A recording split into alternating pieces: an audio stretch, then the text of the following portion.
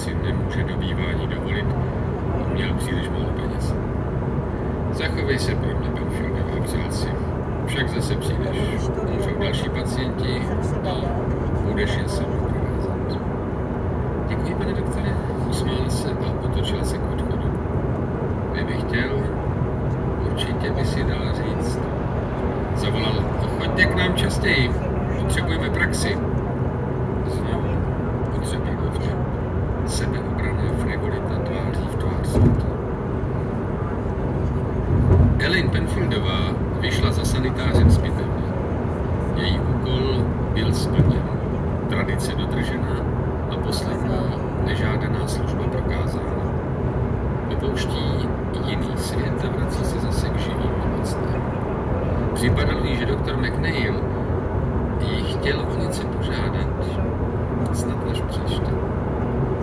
George Rynn podsunul očí mrtvého dřevěný podhlavník a položil jeho paže volně podél těla. McNeil připravoval potřebné nástroje, skalpely, sekáček na žebra, kleště, pilku na lebku. Nástroje byly čisté, neboť Rynn byl svědomitý pracovník. Nebyly však sterilní, jak by museli být v operačním sále o 4 metra výš. Na patologii nepanoval úzkostlivý strach z přenesení infekce na pacienta. Spíš prosektor musel dbát, aby se sám nenakazil. Sluha se vyčkávavě podíval na McNeila a sekundář souhlasně řekl. Ano, George, zrovnejte instrukce, že sestry žákyně mohou přijít. Oznámte také doktoru Pearsonovi, že můžeme začít. Ano, pan doktore. Rynn odešel vykonat příkaz. McNeil, sekundář patologického oddělení, měl autoritu, a přestože jeho plat v nemocnici byl jen o málo větší než plat vrátného. Ale zanedlouho bude rozdíl mezi nimi podstatně větší. Po 3,5 letech absolvovaných ve funkci sekundáře dělilo McNeila pouhých 6 měsíců od doby, kdy může žádat o ustanovení na systemizované místo patologa s počátečním platem $20,000 ročně. Poněvadž naštěstí poptávka po patolozích byla větší než jejich nabídka, netížili ho starosti o existenci. Za půl roku nebude problémem zaútočit na sestru Penfieldovou. Všechno jiné. Roger McNeil se při těchto myšlenkách v duchu usmíval, i když jeho obličej zůstával nehybný. Lidé, kteří se s ním stýkali, ho považovali za nerudného. Často takový byl. Ale mýlili se v názoru, že mu chybí humor. Těžko se sbližoval s muži, za to ženy přitahoval. Tuto výhodu brzo rozpoznal a řádně ji využil. Už v době studia se jeho kolegové medici divili, že tenhle zamračený hranatý McNeil ze společné menzy má nesporné úspěchy v umění, jak dostat do postele sestry žákyně, obvykle právě ty, u nichž nepochodili ti holedbaví donflorní. Dveře pitevny se pruce otevřely a dovnitř vrazil Mike Siddons. Siddons byl sekundářem na chirurgii, dočasně přiděleným na patologii. Byl nesmírně pohyblivý, stále spěchal a rezavé vlasy mu na hlavě vlály, jako by si ustavičně vyráběl vítr, který je neúnavně čechrá. Jeho chlapecký otevřený obličej vždy ochotně roztál v přátelském úsměvu. McNeil považoval Siddonse za exhibicionistu, ačkoliv objektivně přiznával, že tento věčný kluk přistupuje k patologii mnohem pohotověji než jiní sekundáři z chirurgie, s nimi se zde McNeil setkal. Siddons pohledl na tělo na stole a další kšeft. McNeil pokynul směrem k chorobopisu a Siddons si jej vzal, než zemřel, zeptal se.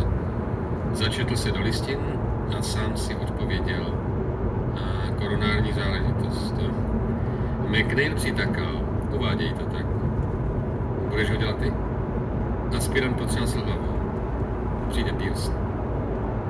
Siddons udiveně vzhlédl, cože sám pan šéf. Co pak je na tomhle případu? Něco neobyčejného? Nic. McNeil spojil s workou 2 listy pitevního protokolu a vložil jej do desek. Dnes hospitují žákyně, bude se předvádět. Povinné představení, zazubl se Siddons. Tak to musím vidět. Dobrá, ale aspoň něco dělej. McNeil mu podal desky s formuláři. můžeš třeba zapsat základní údaje. No jo. Siddons začal zapisovat do tiskopisu fakta o mrtvém. Předříkával si je nahlas. Pěkně zhojená jizva po appendixu, malé mateřské znamenko na levé paži, odsunul paži mrtvého od těla, omluvil se. Odpuste staroušku, na příslušném řádku uvedl. Lehký rigor mortis, pootevřel oční víčka a zapsal zřitelnice okrouhlé, průměr 0,3 cm. Rozevřel stuhle čelisti s poznámkou. Dovolte, abych se vám podíval na zuby. V chodbě zahlomozily kroky mnoha osob. Dveře pitevny se otevřely a sestra, o níž McNeil věděl, že je členkou učitelského sboru ošetřovatelské školy, nahlédla. Dobrý den, doktore McNeil. Za ní stál hlouček posluchaček. Dobrý den, odpověděl sekundář a pokynem ruky je pozval dovnitř. Pojďte dál. Žákinky oslýchavě vcházely, bylo jich 6. Po vstupu pohledla každá nervózně směrem k pitevnímu stolu na mrtvé tělo. Mike Siddons se pousmál. Pospěšte si, děvčata, rezervovali jsme vám nejlepší místa. Postupně znalecky oceňoval zjev každé dívky. Oči mu utkvěly na brunetce, kterou ještě neznal. Prohlížel si ji velice podrobně. Její postavu skrývala sice spartánská žákínkovská uniforma, ale bylo jasné, že jde o stvoření opravdu mimořádné. S předstíranou důležitostí prošel pitevnou a při návratu se vklínil mezi dívku, která ho upoutala, a zbytek skupiny. Usmál se na ní a prohodil. Ještě jsem vás ani nezahlédl. Jsem ve škole stejně dlouho jako ostatní. Pohledla na něho se smysí přímosti a zvědavosti a podotkla posměšně. Ale stejně mě udivujete. Domnívala jsem se, že páni doktoři si žáky prvního ročníku nikdy ani nevšimli. Siddons odpověděl po krátké úvaze. Bývá tomu tak. Existují ovšem výjimky. Závisejí samozřejmě na žákínce. Oči mu přetékaly obdivem. Představil se. Jmenuji se Mike Siddons. A já Vivian Labardová. Usmála se a v zápětí odmlčela, neboť zahlédla káravý pohled třídních instruktorů. Vivianě zalichotili pohledy mladého zrzavého doktorka, ale připadalo jí nevhodné bavit se a vtipkovat v místnosti, kde na stole leží mrtvý nedávno zesnulý člověk. Studentky byly odvolány od své práce, aby sledovali průběh bitvy. A slovo bitva jí vrátilo do reality příštího dění. Byla zvědavá na svou reakci. Moc dobře jí nebylo. Věděla, že jako ošetřovatelka musí přivyknout pohledu na smrt, ale první setkání s ní ji přece jenom děsilo. Z chodby se ozvaly kroky. Siddons se dotkl její paže a zašeptal, ještě si promluvíme. Dveře pitevny se rozhlédly, posluchačky ošetřovatelské školy se úctivě rozestoupily, aby doktor Joseph Pearson mohl mezi nimi projít. Pozdravil koženě stručným. Dobrý den. Ozvali se nesměle zašeptané odpovědi. Pearson zamířil ke skříni, vyňal ze zásuvky bílý plášť a vklouzl pažemi do rukávu. Pokynul Siddonsovi, aby mu zavázal na zádech tkaničky. Na to oba přistoupili v dokonalé souhře k umyvadlu, nad nímž Siddons poprášil Pearsonovi zácip do ruce a pomohl mu obléci gumové rukavice. Malá ceremonie probíhala v naprostém tichu. Pearson přehodil doutník z koutku do koutku a zabručel díky. Přešel k pitevnímu stolu a McNeil mu podal desky s chorobopisem. Četl. Myšlenka zřejmě docela jinde. Na mrtvého se ani nepodíval. Způsob Pearsonova přecházení pitevnou připomínal Siddonsovi předstoupení dirigenta před velký symfonický orchestr, jen potlesk chyběl. Pearson početl. Prohlédl mrtvolu a zkontroloval údaje, které zapsal Siddons. Odložil z volné desky, vyňal z úst doutník a podíval se zpětavě na žákínky. Zúčastňujete se bitvy poprvé? Dívky odpovídaly tiše. Prosím. Pane doktore. Pearson přikývl. Napřed tedy několik informací. Jsem doktor Pearson, patolog této nemocnice. Tito pánové jsou doktor McNeil, sekundář na patologii, a doktor Siddons, Sekundář na chirurgii, kde působí 3. rok. Obrátil se k Sims. Je tomu tak? Sims se usmál, ano. To je prostě. Pearson pokračoval. Doktor Sims vykonává na patologii povinné hospitace. Pohledl na Simse. Zanedlouho získá kvalifikaci samostatného chirurga a u nás si nacvičuje operace beze strachu, že mu důvěřivý zákazník zemře.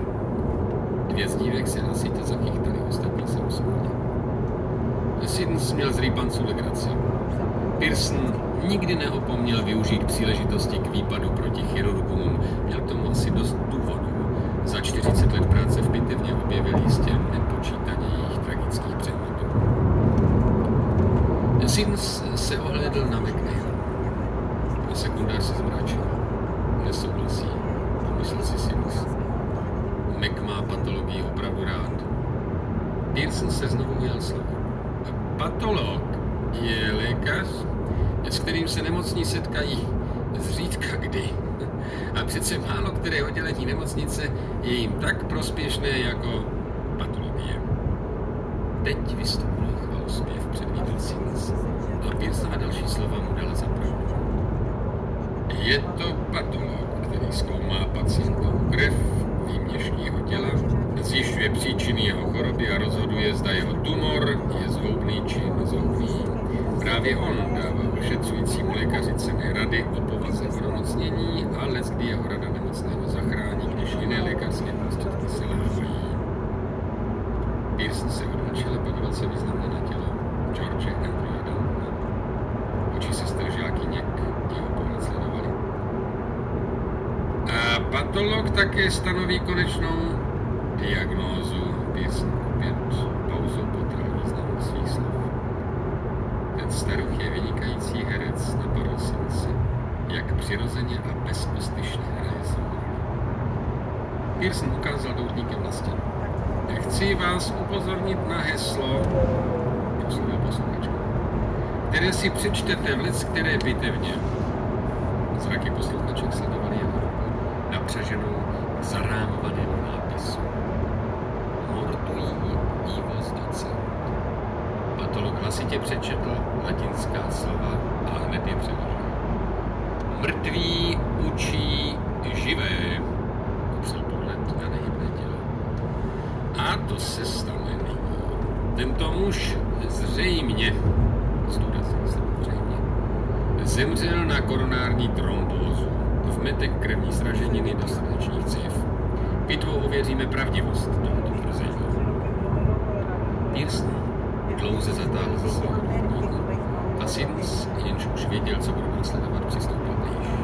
V této scéně bude sice jen elévem, ale rozhodně v ní nechtěl pouze statovat. Pearson vyfoukl oblak modrého kouře a podal doutník Simsovi, který ji odložil do popelníku v rohu místnosti. Patolog zkontroloval nástroje připravené k použití a vybral si skalpel.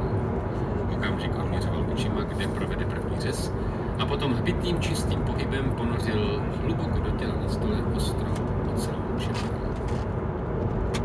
McNeil nenápadně pozoroval posluchačku ošetřovat bezpečnou jeho mínění. Nebyla pitva podívanou pro lidi se slabým srdcem. I odolní a zkušení snesli někdy první řez jen s vypětím. Tělo na pitevním stole se totiž zdá být až do tohoto okamžiku živé. Ale po zásahu skalpelu zmizí všechny iluze. Už to není muž či žena nebo dítě, ale pouze mrtvé maso a kosti, které zůstávají, když život vyprchal. Je to nejvyšší pravda. Je to konec, který nás všechny čeká.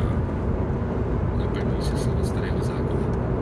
Prach si a v prach se obrátíš. Zkušený Pearson zručně, lehce a rychle začal pitvu hlubokým řezem ve tvaru Y. 2 oslými řezy skalpelem vedl horní větve Y od každého ramene tak, že se setkali na spodním bodu hrudní kosti. Od ní vedl 3. řez dolů a otevíral po celé délce břicho až do genitálie. Jak skalpel pronikal tkání a žlutavou vrstvou podkožního toku, ozýval se syčivý, téměř drhavý zvuk. McNeil, který stále